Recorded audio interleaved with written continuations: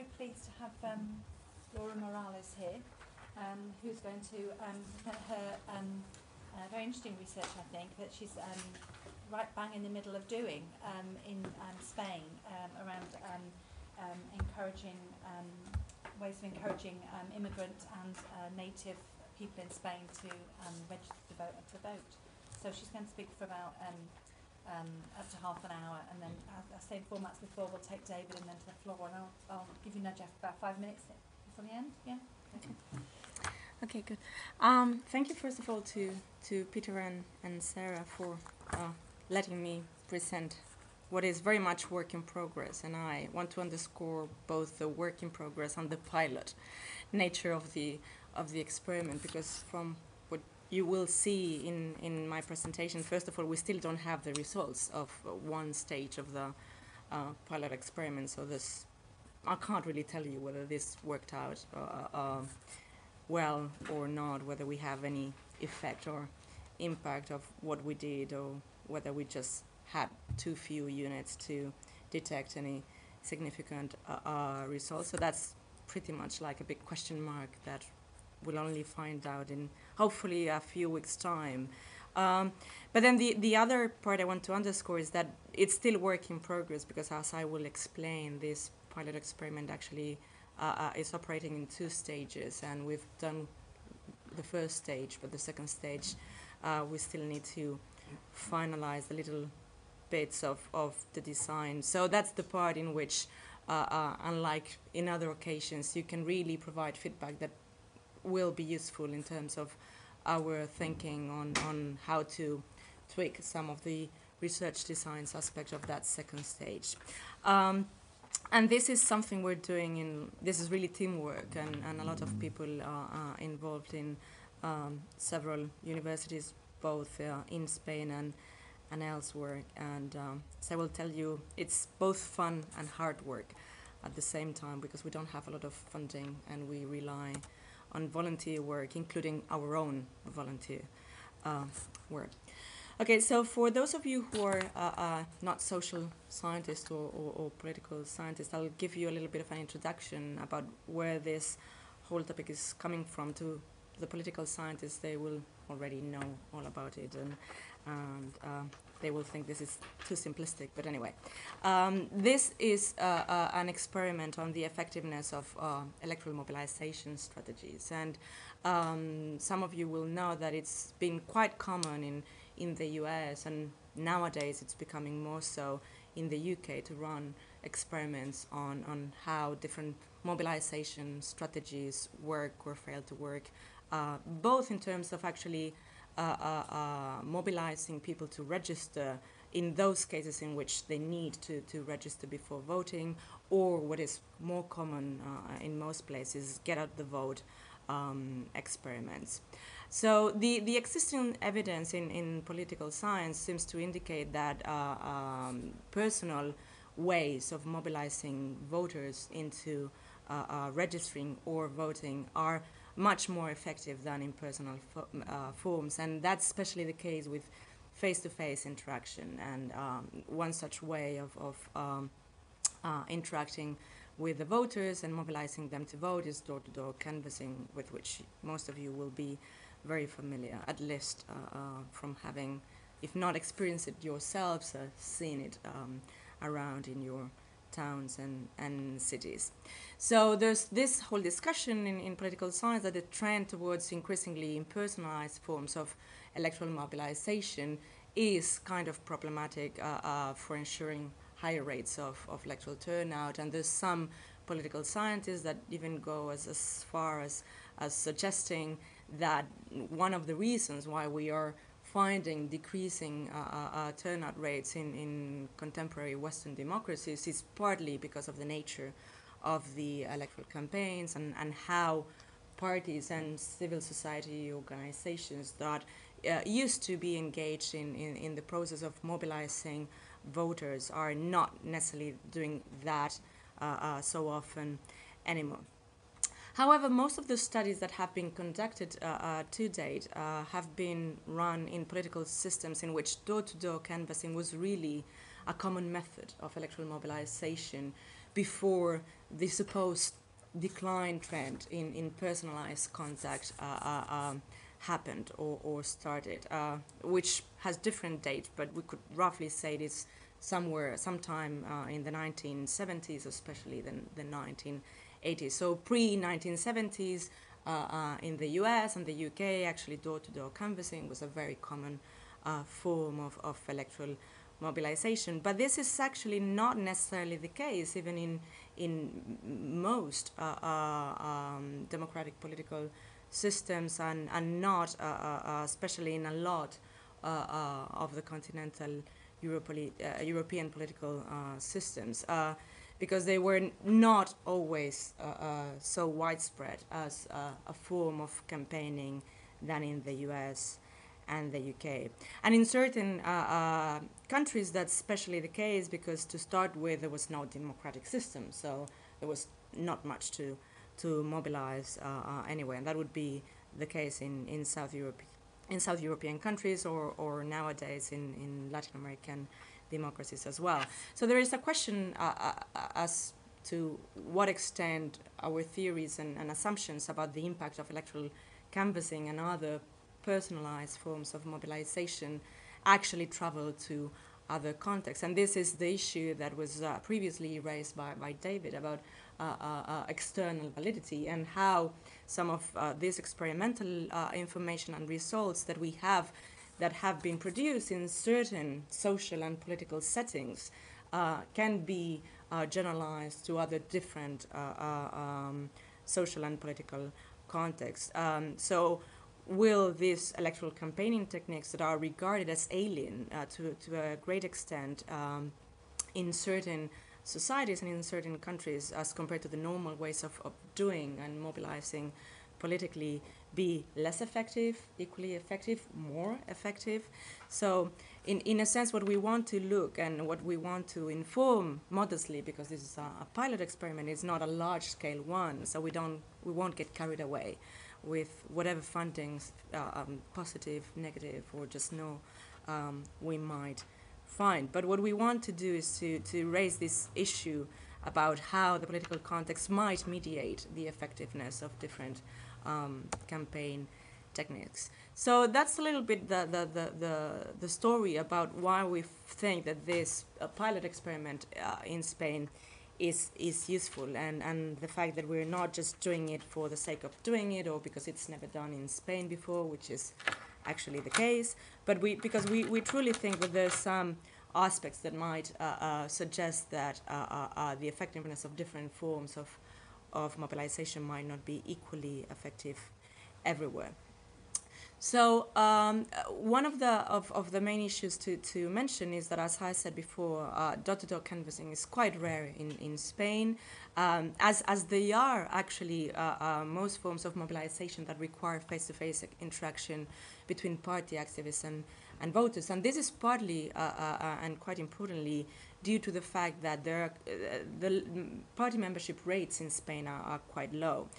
So overall, in the country, in the best case scenario, this is 3% of the adult population. And it's been stagnated in around that 3% since the 1980s. So it's neither increasing nor decreasing. It's been stably low.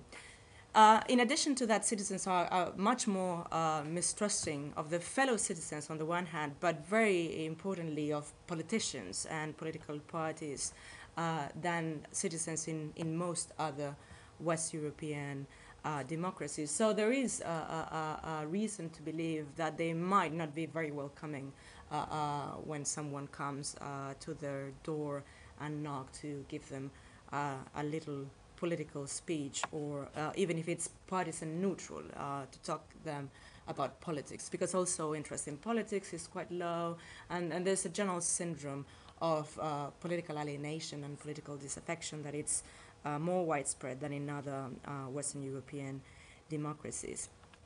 So this is the context in which we're conducting, to the best of our knowledge, this first ever campaign experiment in Spain. And we want to assess the mobilization power of three campaign instruments that vary in the extent to which they are impersonal or more personal and face-to-face. On the one hand, leaflet delivery in the mailbox.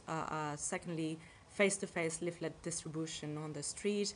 And thirdly, door-to-door canvassing, which would be the most personalized of the three, because you're not just having face-to-face interaction, but you're going to find voters at their homes and kind of they're in a sense a little bit more captive than on the street, where they can very easily escape from you and just tell you they're really running somewhere. And the context in the setting in which we're running this experiment are the local elections that will take place in Spain, May 22nd this year. And we've selected two large cities, Madrid and Murcia. The reason why we choose these two cities is pretty much, in a sense, a matter of convenience. We have chosen these two as we could have chosen any other two large cities in Spain, but our teams are based in Madrid and Murcia, so that because of the nature of the experiment was quite important to be able to be on the ground. But our intention was always to do it in large cities, because there's this notion among political parties, but more generally among all sorts of campaigning organizations in Spain, that you can't really do door-to-door canvassing in Spain because it wouldn't work. And party managers don't even have any evidence to support that claim. It's just what they've learned or what they think they have learned from experience. So we wanted to do it in large cities precisely because even if there are few but some experiences in which parties do mobilize face-to-face, this is usually in very small towns and villages. So the kind of the tricky part of the test of whether these forms of mobilization would work or not work is really large cities, and especially because large cities in Spain are built vertically rather than horizontally, so we tend to live in tall building blocks, and that's the part in which partly this myth, or not myth, it might be true, that it doesn't work, lies upon, that you can't really go up the staircases of 12 floors and knock on everybody's doors because people will just shut the door on your face. The interest of these elections are also that these are the first elections in which non-European foreigners can vote. And this introduces very interesting differences between the EU and non-EU voters and the Spanish voters, because in Spain, Spanish citizens are automatically registered in the electoral register. So this gave us the opportunity also to look into the effectiveness of these mobilization instruments in two different stages. On the one hand, in the process of mobilizing foreigners to register to vote, which is a kind of irrelevant aspect for Spanish voters, and on the other hand, on a second stage, mobilizing people to actually turn out and vote. I will go a little bit quickly on the theoretical framework and hypothesis, especially for the sake of political scientists in the room.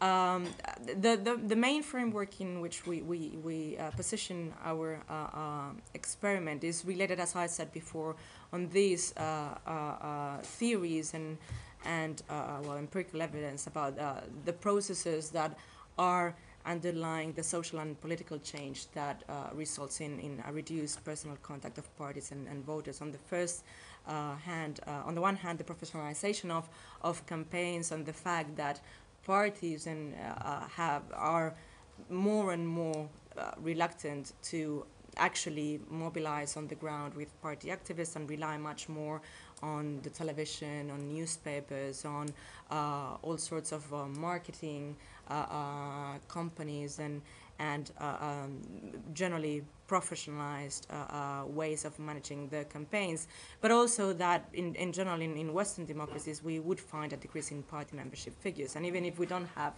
a decrease in Spain, at least we have a stagnation in very low numbers. So this would suggest that generally, and not just in Spain, parties are not offering appropriate incentives to voters, and they're failing to get out the vote. And this is starting from the assumption, as I said before, that in the pre-modern era, the campaigning was actually based on local parties and on face-to-face interaction. And here the interest is that when you have a situation in which there was a democratic hiatus, that might not necessarily be the case. And then this sort of declining trend might not be what people remember. It's just something that they've learned to live with since they regained democracy. So some people have actually even questioned whether campaigns matter. But there's a lot of evidence that campaigning and the style of campaigning does matter, at least for English-speaking democracies. There's a number of local-level studies that show that mobilization efforts and organizational strength have a visible impact on turnout levels. There's some survey evidence as well showing that the declining mobilization efforts seem to be related to reduced turnout over time. And more recently, there's an increasing number of experimental evidence that is comparing face-to-face with more depersonalized methods, and that suggests that the former actually boosts turnout significantly. So depersonalization of the campaigning is thought as to be partly responsible for the declining turnout trend. So based on the previous evidence, our hypotheses are not really very shocking, are quite standard, and we first want to see whether, as we suggest in the first hypothesis, face-to-face mobilization, and that would be both canvassing and street leaflet delivery, is effective in mobilizing voter registration and voter turnout, and that it would be more so than impersonal mobilization, and this would be mailbox delivery of leaflets. We also want to test whether combined efforts, which has been suggested in the literature, that multiplies the effects of interventions, will be effective in mobilizing both foreign and national voters. And our third hypothesis, that impersonal forms of mobilization, and by that we mean the mailbox delivery of leaflets, will be fairly ineffective to mobilize turnout among Spanish nationals, but we expect it to be effective to mobilize the registration and the turnout of the new foreign electorate, just because of the newness of exposure to that stimulus for them. So a little bit about the context, which is the organization of the elections in Spain, just because most of you are not Spanish and will know close to nothing about how elections are organized in Spain. Local elections run every 4 years in May. They are running simultaneously in all 8,000 plus municipalities in the countries. All councillors are elected and renewed in every 4 years, and it's councillors that choose the mayor. So it does have a direct impact on who governs the town or the city. The whole municipality is the electoral district. It's a single district, and we have proportional representation using the D'Hondt formula. So there is an incentive to mobilize all of the areas of the city in approximately the same way. Of course, parties target different areas differently depending on whether they have niches of voters or not. But there is no difference in terms of how many seats you get in one area of the municipality or the other.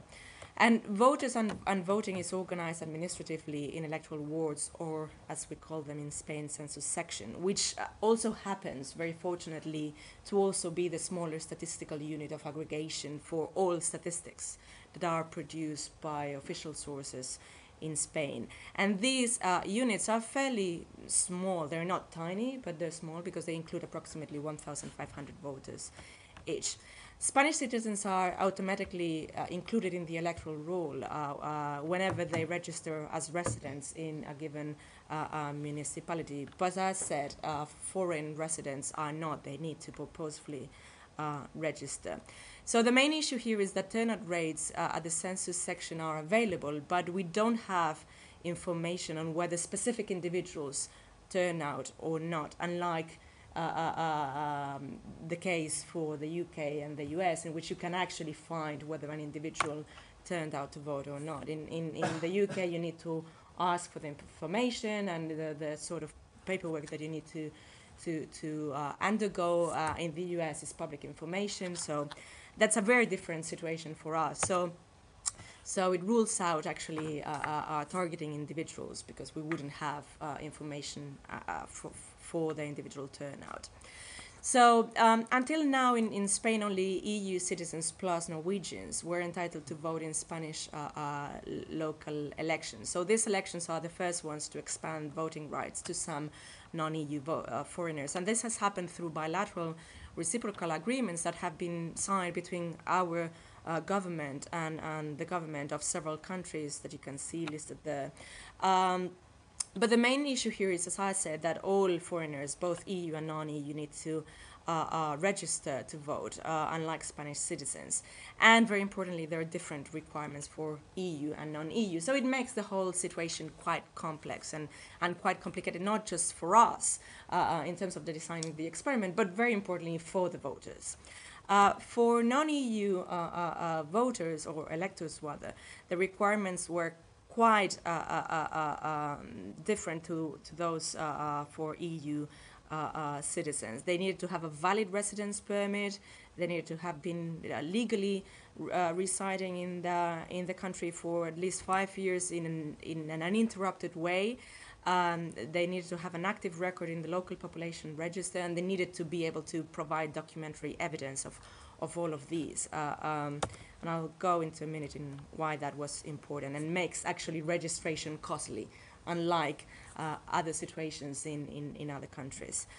So all of these restrictions meant that even if initially there was an estimation that around 600,000 non-EU foreigners might be potentially eligible to register and vote, in the end this meant that only 350,000 would be eligible to register, not necessarily then after to vote, because registration was the pre-requirement.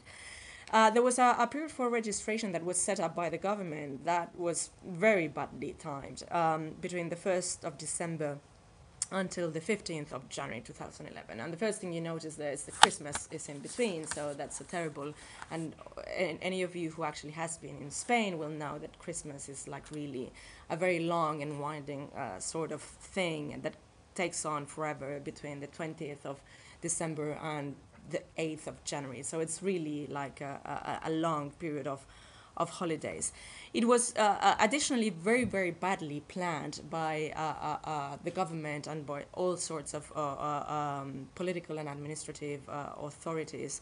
The institutional information campaigns were not issued until mid-December, so once the period had already started and once the holidays were already almost there, so basically a few days before the holiday period was officially starting for everyone. It was very limited in scope, although information letters were sent by the electoral census office.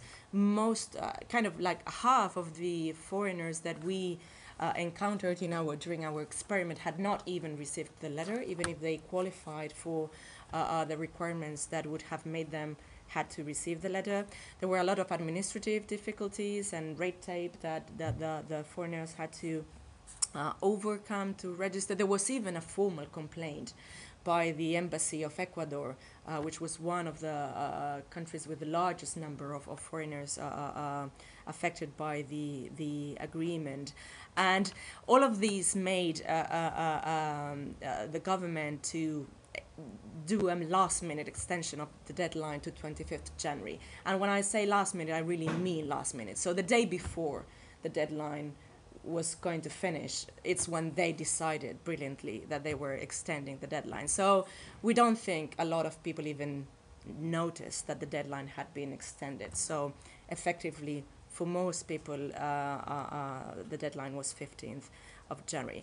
The parties, very interestingly, hardly campaigned for the registration drive. There's a very, of course, an amount of variation depending on the local areas, and in some smaller towns and villages, some parties did mobilize a little bit more, but more generally, in the whole country, the mobilization was very, very limited, and it was like it was a secret that foreigners had this right to to register. And civil society organizations campaigned very unevenly, depending on the city or the town. There was no national campaign set up for the registration drive, and in certain cities there was a small coalition of pro-migrant and immigrant organizations that joined forces to mobilize, but in others there was absolutely none. And our experiment actually happened to be conducted in two such very different places. I mean, in Madrid there was an existing coalition of migrant organizations that had been planning a little bit the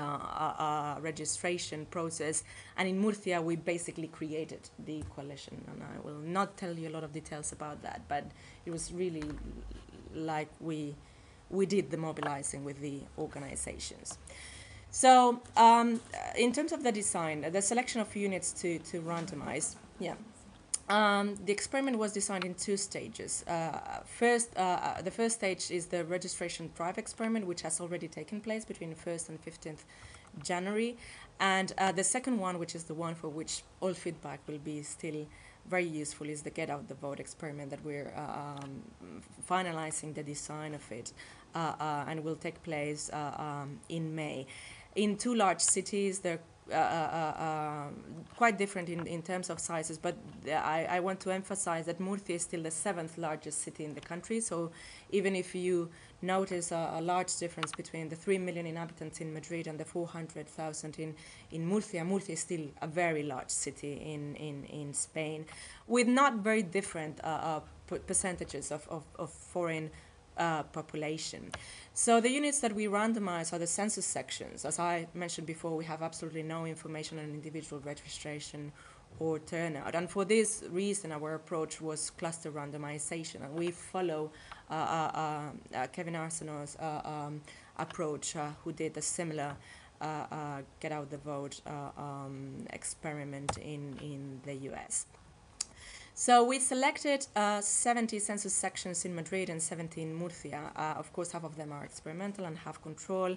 And we assigned 20 for the mailbox delivery mobilization, 20 for the street delivery mobilization, 20 for door-to-door, and then 10 that had exposure to the three campaign methods. We selected the units with the largest percentage of the foreign population of Latin American countries with bilateral agreements, so that we would do the registration drive in places where it made sense to do it, especially because we couldn't target individuals, so we just had to select the census sections.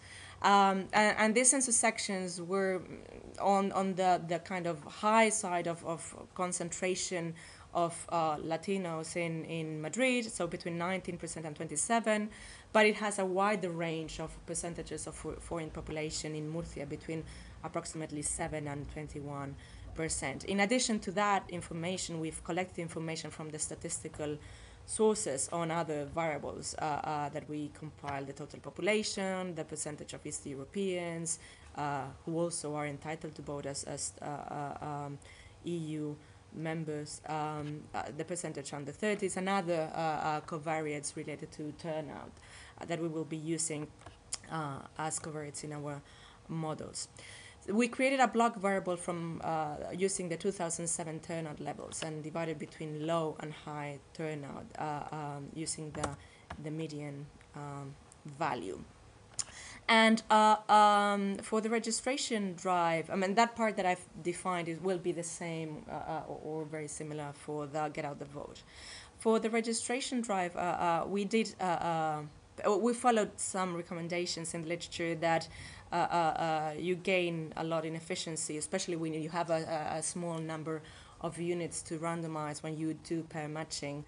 So we pair match and randomize with block tools in R, using the turnout group as I said before as the block variable, and we matched by minimizing the Mahalanobis multivariate distance for the other 5 variables that I mentioned before, so that the sections would be as similar within each pair as possible, and then randomize assignment of each unit within the pairs to experimental and control groups. And David asked for the previous presentation whether allocation was then really strictly followed, and I was controlling all of it, and I can assure you there was absolutely no mix-up between which were experimental and control as compared to the output that block tools gave. So we really followed the protocol very strictly.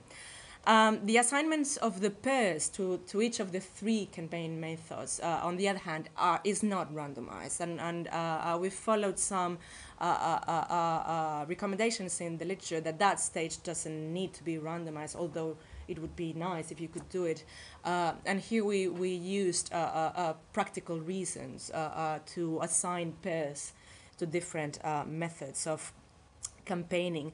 And one very important aspect was that street delivery, of course, is subject to contamination of surrounding areas. And because we were very aware of that from the very beginning, what we tried to do is to allocate pairs to the street leaflet delivery in such a way that it would minimize the contamination of other units in the experiment. Of course, there will be contamination, but we will be using the distance to street leaflet delivery units as a covariate in the model. And we included pairs that were more disseminated and geographically larger to mailbox delivery, which was done by a professional company and hence was a little bit easier to do. I don't think you can see that very well in terms because of the pink. Anyway, this is just a map of Madrid to show you where our census sections fell. Be careful. Yeah, well, the different colors identify the different campaign methods and whether they are control or experimental. But this is just to show you in the whole map of Madrid that because we chose the 70 with the highest percentage of foreign population, they are quite concentrated in certain parts of the city. And this is a zoomed picture to show you the distribution in those areas. If you're interested, you can just have the PowerPoints.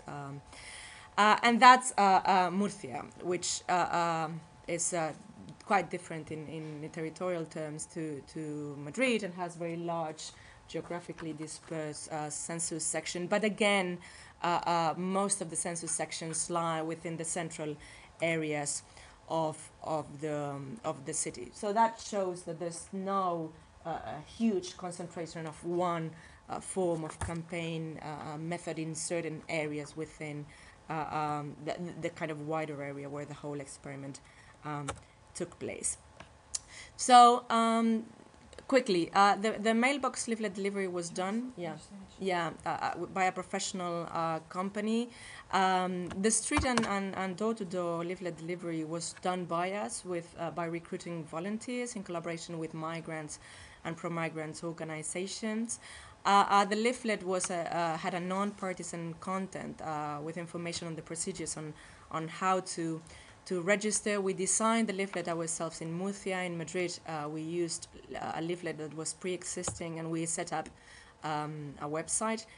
This is the leaflet. You won't understand anything because it's in Spanish, but this is the leaflet that actually the pre-existing campaign in Madrid had, and that's the one we used. We thought there was no purpose in actually doing a new one there. It was very heavy and colorful, and but smaller in terms of information.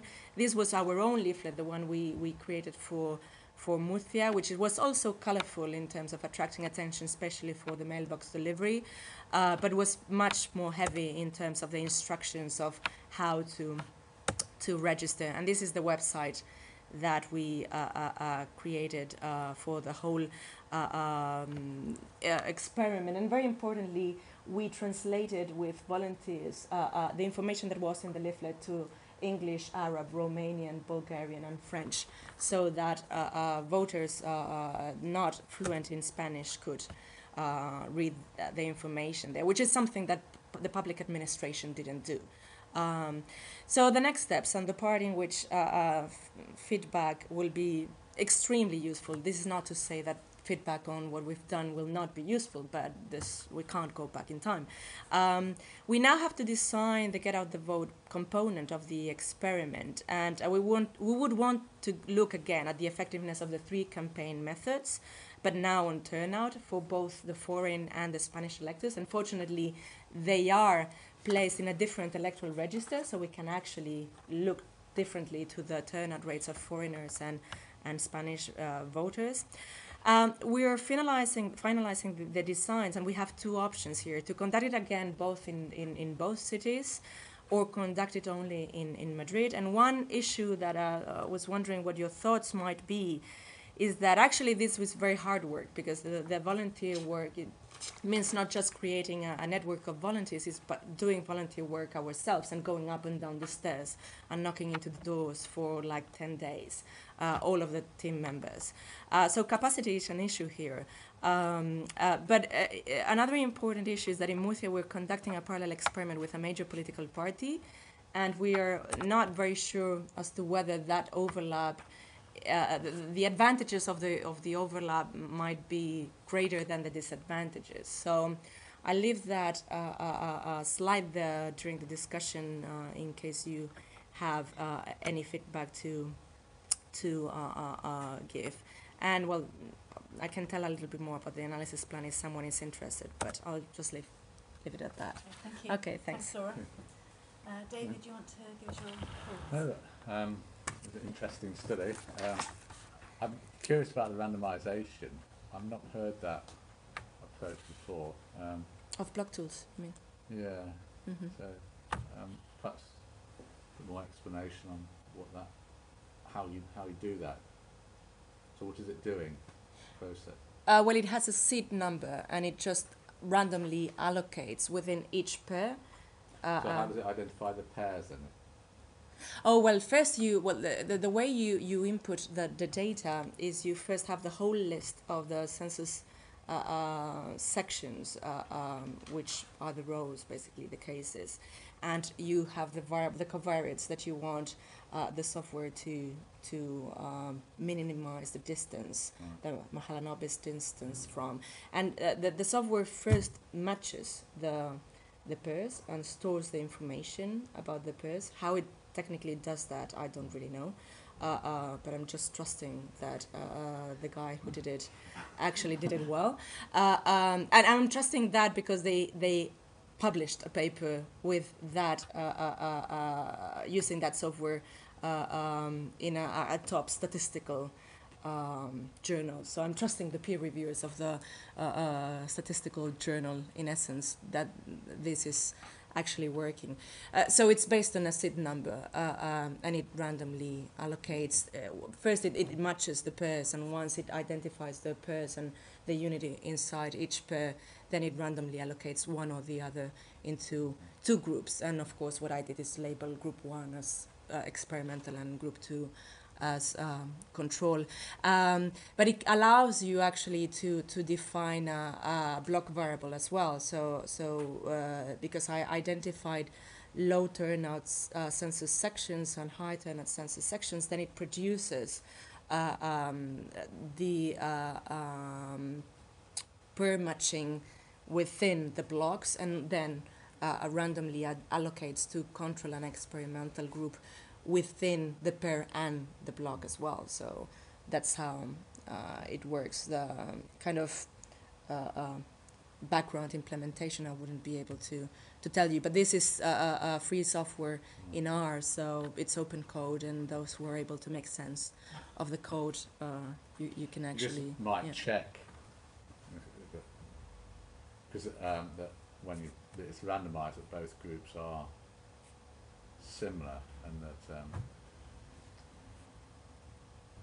in the sense, because I know at least one example where somebody had a software error and it misallocated them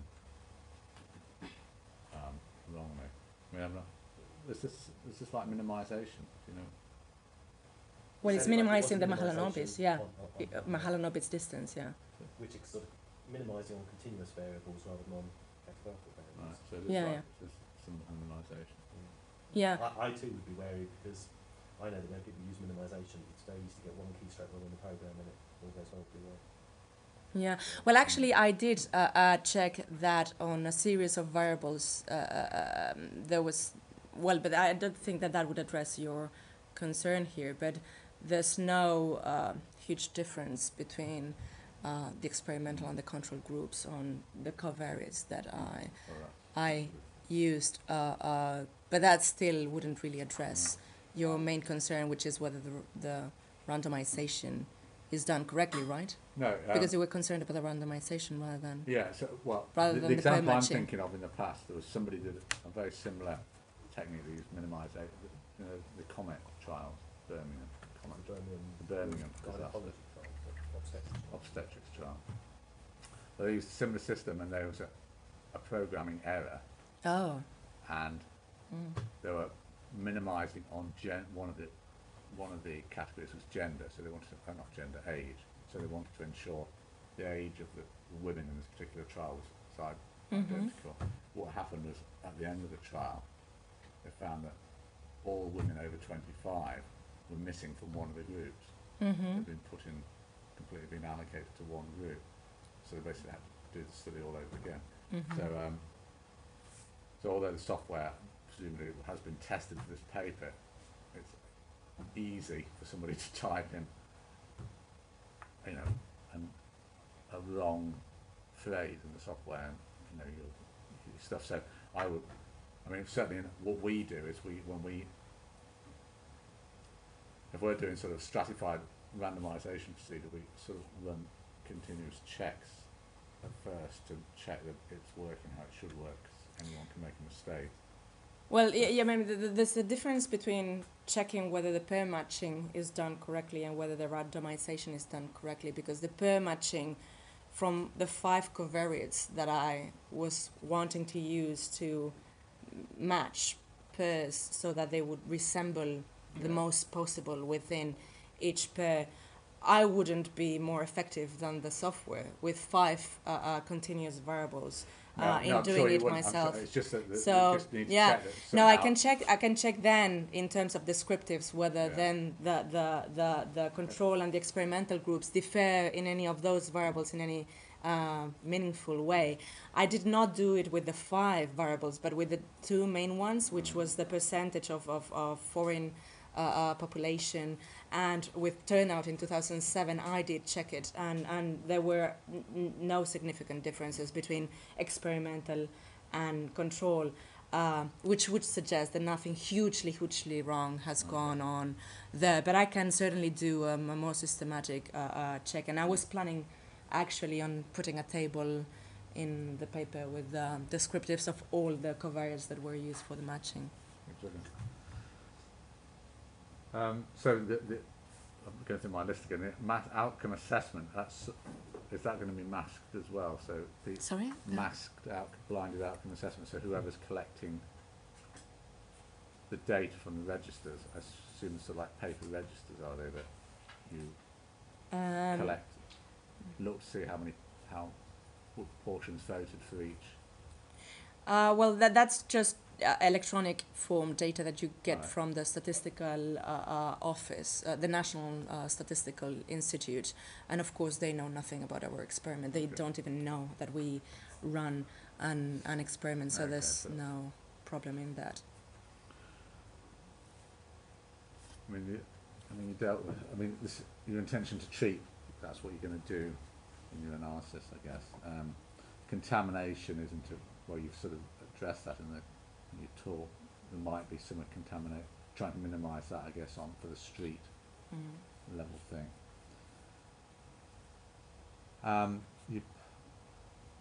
You said over lunch that your sort of power is constricted by resource availability. So,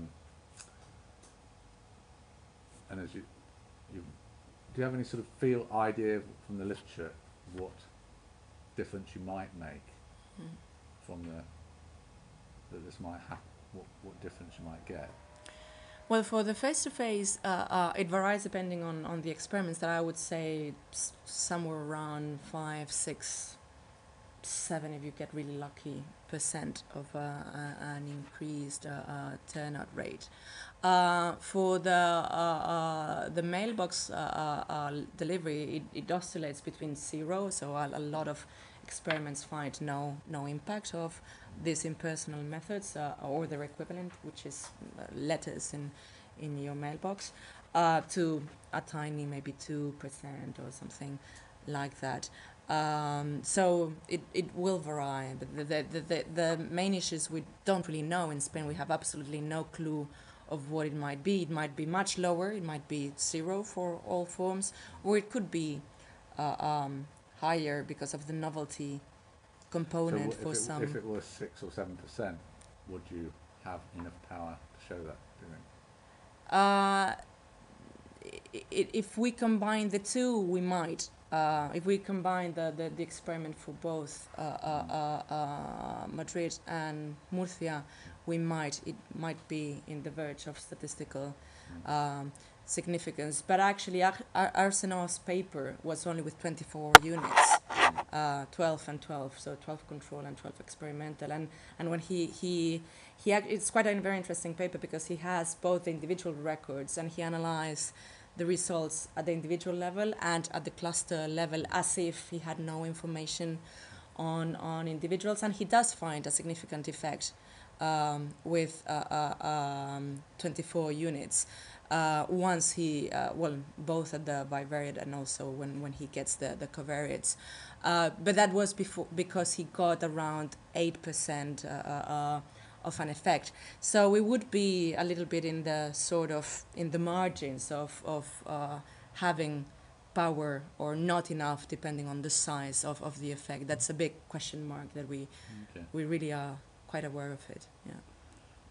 I mean, one thing you mentioned at lunch again was resource constraints. I mean, one thing I've done in the past, if one of the treatments is constrained resources, I can get more power by putting more in the group that doesn't have resource constraints. So I don't know what this might be. So street campaigning might be less costly than your others. So you might put more, recruit more and put more in the street campaigning group, which would up your power a bit for the same resources. How generalisable do you think these results would be, I suppose, to Spain, to other cities in Spain, but also perhaps other Spanish-speaking countries? Well, I think that it would be generalizable to Spain. I think our assumption is that this is the worst setting in which you can do the door-to-door canvassing in the whole of Spain. I mean, particularly Madrid with 3 million people and with really highly vertical urban configuration. If it has an effect there, then it's quite likely to have an effect pretty much everywhere in the country, and especially so with in smaller towns and villages in which people actually will know the person that is knocking on the doors rather than being a complete stranger. How it would extend to other Spanish-speaking countries, that would only be Latin America. So, and there the issue is that it is the case that those campaigning methods are actually more frequent in Latin America than they have ever been in Spain, because the nature of the party organizations in Latin America is very different, and there's the social structure as well, and the need to mobilize the poor by kind of the left wing or social democratic parties has meant that their ways of campaigning is more on the ground and more grassroots based than it has ever been. I think that it would actually be, regardless of whether it's Spanish speaking or not, there would be some reason, although I wouldn't claim to be overreaching here, to extend the findings for Portugal, Italy, and Greece, which are similar Southern European countries with not very different party systems and campaign styles, and also similar attitudinal syndromes in terms of political interest and confidence in political leads and political parties. But I would only claim that to be a hint rather than anything very conclusive if we were to find effects, which I'm still quite skeptic. But Thanks very much for that. Yeah.